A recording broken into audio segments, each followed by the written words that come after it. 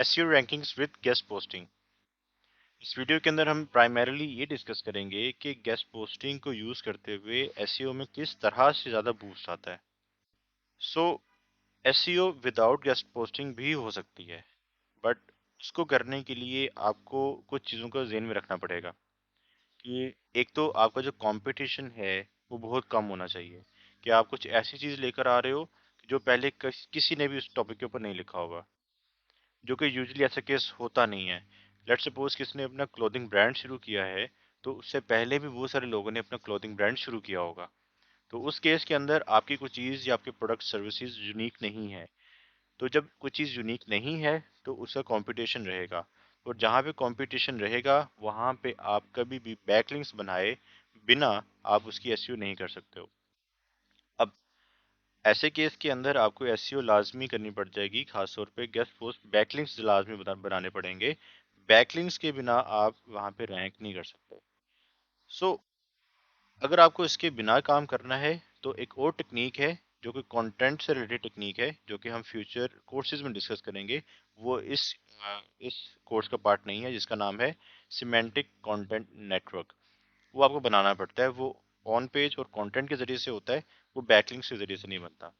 लेकिन हमारे इस कोर्स के अंदर फोकस रहेगा बैकलिंक्स के ऊपर, और मैं चाहता हूँ कि इस कोर्स के करने के बाद आप लोग फौरन जॉब्स के लिए अप्लाई करना शुरू करो, क्योंकि आपके पास इनफ स्किल आ जाएंगी जिसके लिए आप वहाँ पे जॉब पे बैठ सकते हो और अपनी अर्निंग को स्टार्ट कर सकते हो। सो देखो, आप अपनी एक वेबसाइट चला रहे हो और उसके ऊपर आप एसईओ की एफर्ट पुट कर रहे हो, कंटेंट के जरिए से इसको ऊपर लाना चाह रहे हो, इसकी रैंकिंग्स को, राइट।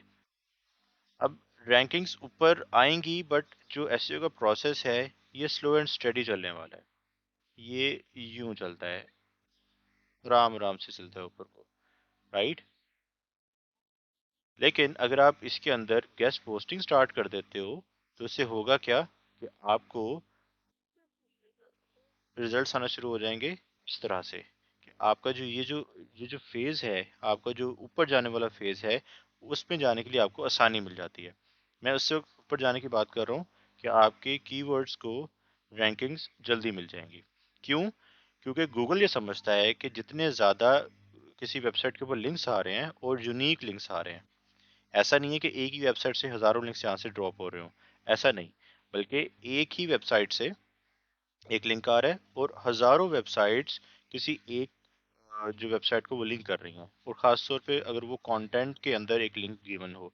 तो अगर सारी वेबसाइट्स किसी एक वेबसाइट को लिंक दे रही हैं तो इसका ये मतलब होता है कि तमाम वेबसाइट्स इसके ऊपर ट्रस्ट कर रही हैं, और अगर ये तमाम वेबसाइट्स रेलेवेंट भी होती हैं, राइट, और प्लस इनके अपने बहुत ज़्यादा बैकलिंक्स बने हुए होते हैं, तो इससे क्या होगा कि इनके जो बैकलिंक्स की पावर है ये फॉल करेगी आपकी अपनी वेबसाइट के ऊपर।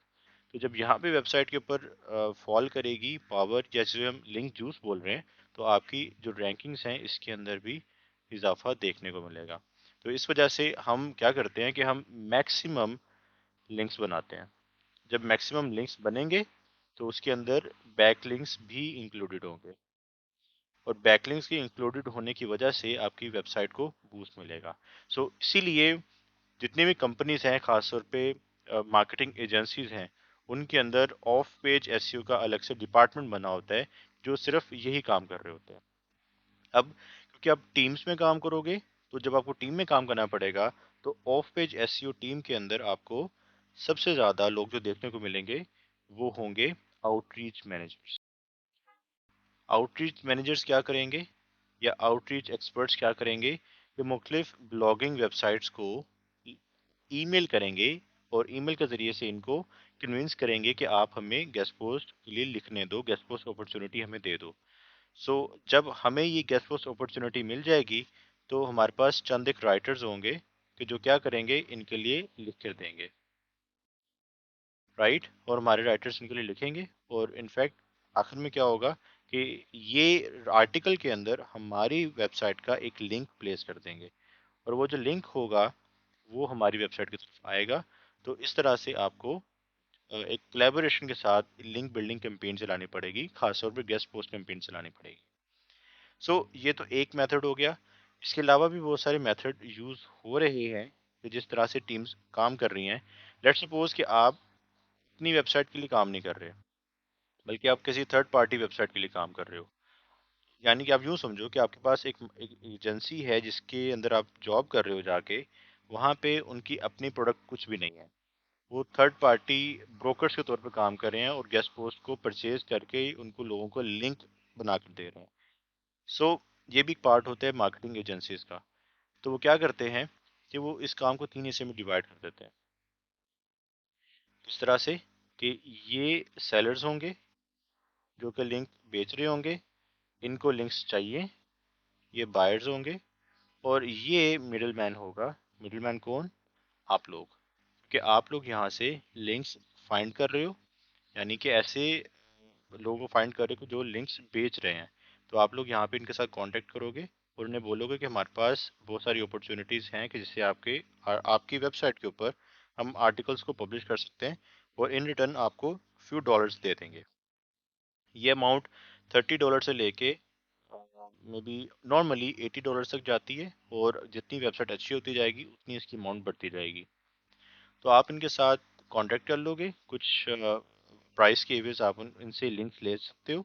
और ये लोग जो होंगे जिनको लिंक्स चाहिए और उनके पास टीम नहीं है एसईओ के लिए, तो ये लोग क्या करेंगे, ये आपके साथ कांटेक्ट कर लेंगे या फिर आप इनको आउटरीच कर लोगे कि हमारे पास लिंक्स मौजूद हैं, अगर आपको लिंक्स चाहिए तो मैं आपको बनवा के दे दूंगा।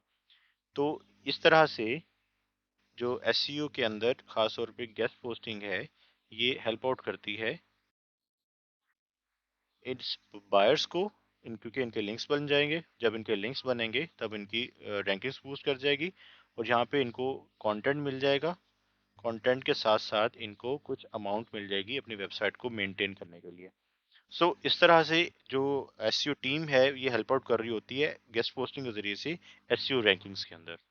सो इस वीडियो के लिए इतना ही, हम मिलते हैं नेक्स्ट वीडियो। Bye bye.